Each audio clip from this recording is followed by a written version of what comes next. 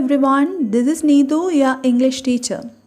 Today we are gonna study the second part of the chapter Nelson Mandela Long Walk to Freedom. In the first part, we studied the swearing in ceremony of Nelson Mandela as the first black president of South Africa. Also, we saw the speech given out by Nelson Mandela on that special day. I believe you understood that much, and today we move to the second part. Here it is. A few moments later, we all lifted our eyes in awe as a spectacular array of South African jets, helicopters, and troop carriers roared in perfect formation over the Union buildings. So, the swearing in ceremony is over, and now they are going to see some display of military force. Okay, so usually for Republic Day, Independence Day and all, you might have seen in television or in some other medias the display of military force, isn't it? So the same is being seen here too. When they looked up, what's the scene they saw? A spectacular array, that means a colorful and attractive display of all these jets, helicopters, troop carriers. They were roaring up above them. Showing their force. Okay, it was not only a display of pinpoint precision and military force, but a demonstration of the military's loyalty to democracy, to a new government that had been freely and fairly elected. Why they show all these things? Why such kind of a display is being conducted by the military force on these special days? It is to show that the country's military force is giving the complete support. The power of military force is as a great support for the newly elected government. Okay, it's really a demonstration. What's the meaning of demonstration? Explanation with practical exhibition. So it is this military force is explaining to the government or giving a practical exhibition of their force, and they are supporting the government. They are showing that this much powerful powerful military force is behind you as a great support to the government. So that's why this kind of display of military force and all is being done on these special days. Then look at the next line. Only moments before, the highest generals of the South African Defence Force and police, their chests bedecked with ribbons and medals from days gone by, saluted me and pledged their loyalty. So, moments before that, what all things happened? Some South African Defence Force and members and some police members came there in front of him. What's upon their chest? Their chest bedecked. Bedecked means decorated with ribbons and medals from days gone by. So you might have seen military men. They'll have some ribbons or some medals upon their coat to show their rank. Okay, so this is how the picture is. Yes. Their chests bedecked with ribbons and medals from days gone by, and such kind of people, what they did, they saluted me and pledged to their loyalty. So they said that they will also be there with the government. And so the complete force is there with this government. They are showing that the complete strength of the military force is supporting the government, newly elected government. I was not unmindful of the fact that not so many years before they would not have saluted but arrested me. Okay, now at this moment, what's the thing came to the mind of Nelson Mandela? Some years before, the same people came in front of him not to salute but to arrest him. Now the same people are there in front of him saluting. Okay, so he just remembered that fact. Finally, a chevron of Impala jets left a smoke trail of the black, red, green, blue and gold of the new South African flag. So, to denote the color of the South African flag, what all colors are there in the South African flag? Black, red, green, blue and gold. So, in order to represent all those, Impala jets gave out the smoke of these colors. Okay. So, such a display of military force is being done after his swearing in ceremony. Then, the day was symbolized for me by the playing of our two national anthems. So, that display of military force is over. Next thing, is the playing of national anthem. Okay, and the vision of whites singing Nkosi Sikelel Africa and blacks singing Jaistam. So the white people, they sang their national anthem and the black people sang their national anthem. Okay, so that's why two national anthems were sung on the same day. And black singing Jaistam, the old anthem of the Republic. So both the national anthems were sung on that particular day. Although that day neither group knew the lyrics of the anthem they once despised, they would soon know the words by heart. So now at this moment, while they sing the national anthem, they may not be aware of the meaning of those words, but later, as days pass, they will understand what's the real meaning of all these lines or all these words. That means they are going to understand what freedom is, how a real country should be. Okay, all those are there in their national anthem, and he says that in the coming days they will understand what's the real meaning of the national anthem they sung on that particular day. So in the first paragraph, we said about that military display and Nelson Mandela remembering about that all days when those officials came in front of him not to salute him instead of the thing which they did now. Okay, now they saluted him, but once they came in front of him to arrest. So all those things were remembered. Then in the second paragraph, we said about the two national anthems sung on that particular day. Whites sang their national anthem and the blacks sang theirs. So he says that now they may not understand the real meaning of those lines or those words, but later they are going to understand what it means. Okay, now we move to the next paragraph. On the day of the inauguration, I was overwhelmed with a sense of history.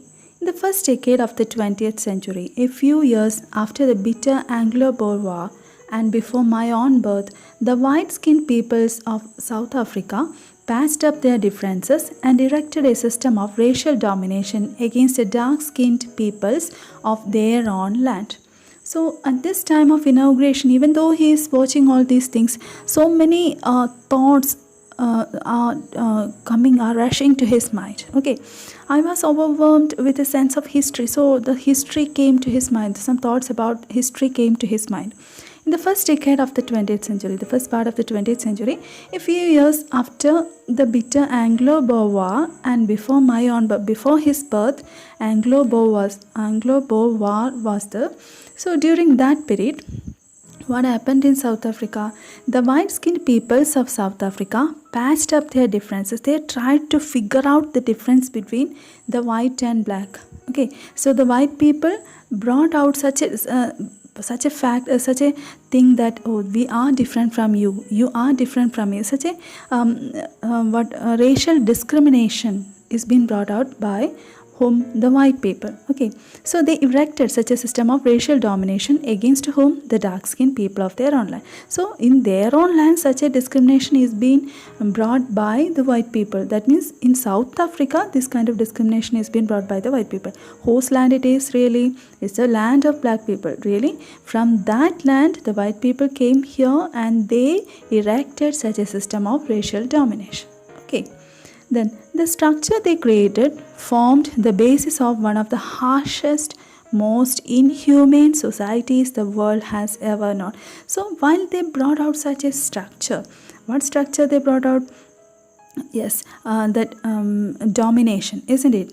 System of racial domination. So while they brought out such a thing, what was the after effect of that? Was much inhuman, most inhuman.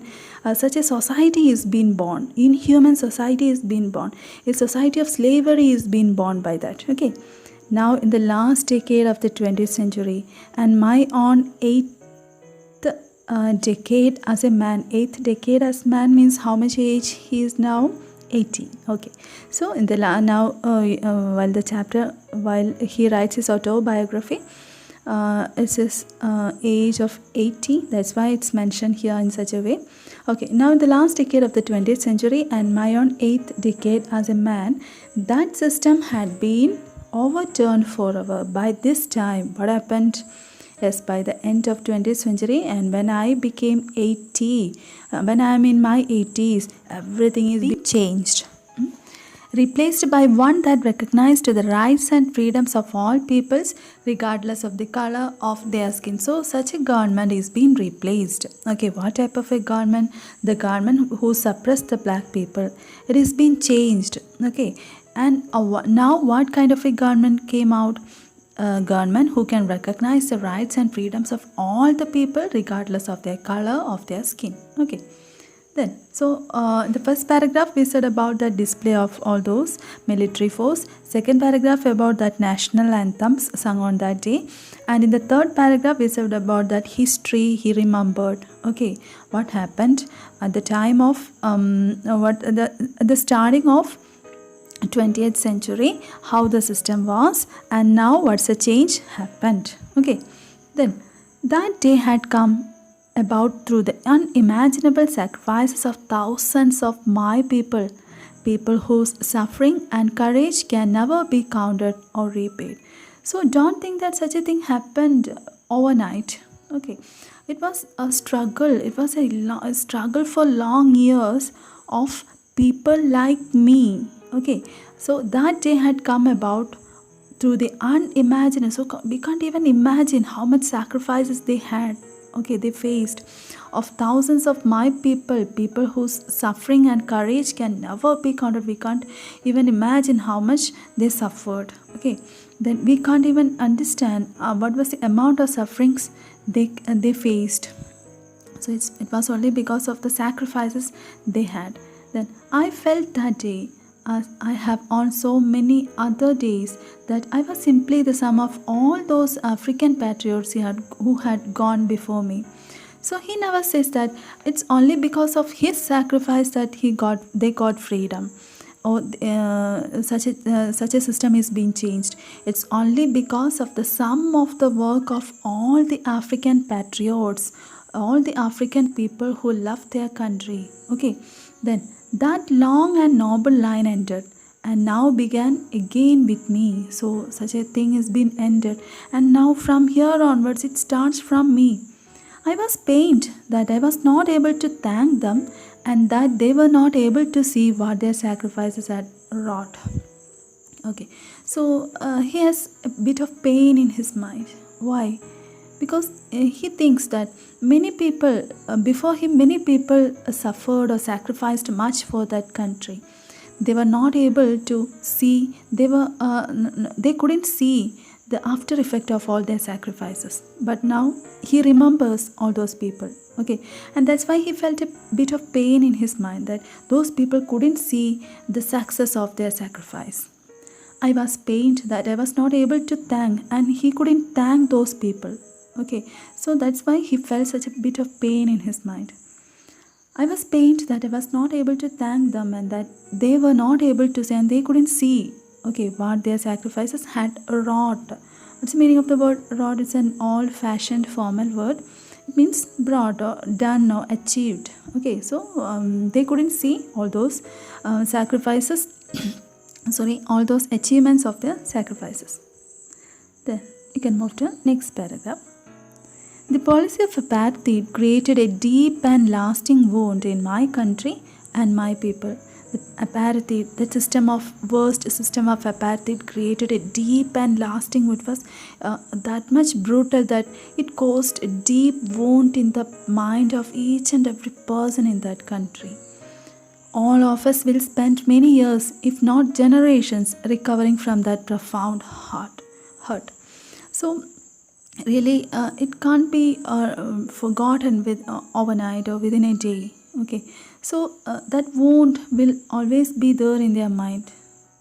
It will take much time to recover from that. But the decades of oppression and brutality had another unintended effect, and that was that it produced the Oliver Tambos, the Walter Cicilas, the Chief Lutillis, the Yusuf Dadus, the Bram Fishers, the Robert Subokovis of our time. So that wound which caused because of that brutal apartheid, brutal policy of apartheid was that much deep. That's why people like, some names are being mentioned here. People like Oliver Tambers, Walter Sisselus, Chief Luthulus, Yusuf Dadus, Bram Fishers, Robert Sobukwe of our time. So such kind of people were born, or such kind of people were being made only because of that much brutal system of apartheid which they faced at their time. You might have noticed one thing. Before the name of all these people, they used usage of definite article "the" is here. Usually we will never be using the definite article or articles before names, but here it is used. Do you know why it is? Because while we mention these kind of people, we can say they are unique, isn't it? Really, such kind of men represent the type of people who are included in sacrificing something for the country. Okay, so a group of people has been meant by the usage of this definite article "the."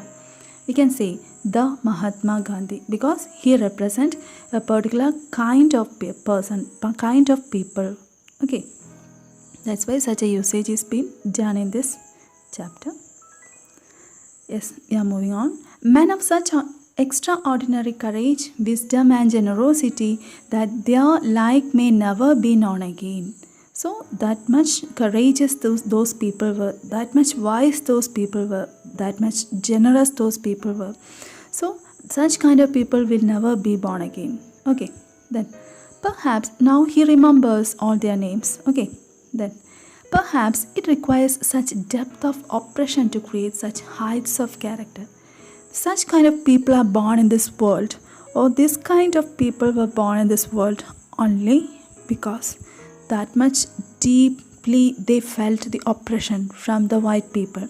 That's why this kind of feeling, the feeling of fighting against those people came in their mind. Okay, so it requires such depth of oppression to create such heights of character. Now look at the most important lines. He says, "My country is rich in the minerals and gems that lie beneath its soil, but I have always known that its greatest wealth is its people, finer and truer than the purest diamonds." Okay.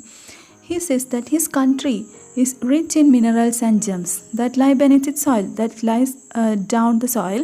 But he says the most important thing or the greatest wealth of the country is not this rich minerals and gems, but the people of South Africa, the natives of South Africa. The people, what kind of people? Finer and truer than the purest diamonds. Pure-hearted people are there in South Africa. They are the richest things. That's the greatest wealth of South Africa. Okay, so in this paragraph, he mentioned the name of some patriots who worked for the freedom of their country. He thankfully remembered all those people. And he says how his country is, how wealthy his country is. Now we can move to the next paragraph. It is from these comrades in the struggle that I learned the meaning of courage. So from these people, from these comrades, from these patriots, I studied, I learned what is courage, what's the meaning of courage. Time and again, I have seen men and women risk and give their lives for an idea. Time and again, that means always, I have seen men and women, not only men, women also, they risk their life for an idea, for an ideology. I have seen men stand up to attacks and torture. What's the meaning of torture? Ill treatment, abuse, isn't it? Without breaking, without losing their strength, showing a strength and resilience that defies the imagination. So he had seen men standing up against all these kind of tortures, attacks and all. They were showing their strength and resilience. What's the meaning of resilience? Ability to deal with any kind of hardship. So they were ready to face everything. Okay, that defies imagination. Defies means that breaks imagine. That means we can't even imagine such kind of a situation. So we had seen men and women standing up against it with much strength. Then I learned that courage was not the absence of fear, but the triumph over it. Courage means, how can we call a person as courageous man? If the person is ready to face every difficulties, he may have fear, he may have fear in his mind, but he may be ready to face all the difficulties. And if he becomes successful after facing all those difficulties, we can say that person is courageous. Okay, look at the next line. Most quotable lines of Nelson Mandela. The brave man is not he who does not feel afraid, but he who conquers that fear. Okay, as human beings, as we all are human beings, we'll feel fear. But if we are ready to face every problems, every difficulties, with courage in our mind, though we become brave. So in this paragraph, he said how he became courageous and why he became courageous. Okay, the next paragraph. No one is born hating another person because of the color of his skin or his background or his religion. No one is born hating another person. When a child is born, really he doesn't know how to hate others. A child loves everyone. Okay, later, as he starts living in this society, he starts hating people. Okay, hating people by making different criteria like color of the skin, family background, then religion, and so many other categories. So no one is born studying how to hate. People must learn to hate, and if they can learn to hate, they can be taught to love. For love comes more naturally to the human heart than its opposite. That means really a person is being learned to hate. If they can learn to hate, why can't a man learn to love everyone? Because love is more natural. It's the most natural thing a human heart can possess. Okay, than the opposite. That means than hate. Then even in the grimmest times in prison, when my comrades and I were pushed to our limits, I would see a glimmer of humanity in one of the guards, perhaps just for a second, but it was enough to reassure me and keep me going. So at his hard times in his prison, even in the grimmest means most unpleasant times in prison, when my comrades, my co-workers, that means other patriots who were there with him in prison, I pushed to our limits. Pushed to our limits means pushed to the last point in our ability to bear pain. So we were brought to such a situation. Even at that time, I would see a glimmer. Glimmer means a spark of light, a shining light of humanity. At least in one of the guards, I will see such kind of humanity, and that was enough. Sometimes they may be showing such kind of humanity just for a second. But that was enough for me to sustain. It was enough to reassure me that I should live in this society. I should keep on going, keep on doing things for others. So such a small glimmer of humanity which is seen in another person just for a second was enough for me to make me live again, make me keep on doing things. Man's goodness is a flame that can be hidden but never extinguished. Extinguished means ended, stopped, wiped out. Goodness in man, sometimes it's it's a flame. It can never be extinguished completely. But sometimes we may try to hide it inside, but it can never be completely been wiped out. Okay, that means goodness is always there in every person, and we should never try to wipe out any of those good qualities in us. We should try to love others instead of hating. Instead of learning to hate, we should learn to love everyone, care everyone. That's what Nelson Mandela says in this paragraph. By this, I wind up today's class. I hope you understood this session, and if you have any doubts, you should contact me. Okay, thank you.